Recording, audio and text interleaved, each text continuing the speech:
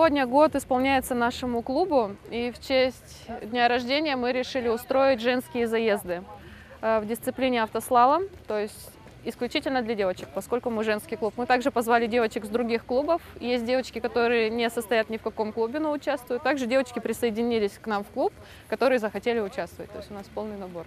Участниц в клубе около 30 человек, но у нас большой такой, скажем так, разброс. Кто-то мамочки, кто-то студенты, то есть у нас от 18 до 38, то есть от фитов до рейндж-роверов и тому подобное.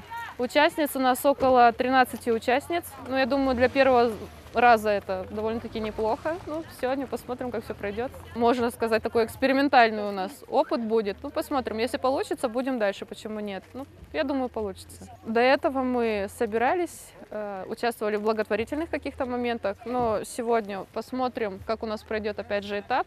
И если у нас все получится, девочкам все понравится, то мы будем развиваться, я думаю, в этом дальше. Возможно, будем даже с мальчишками выезжать, если девочки захотят.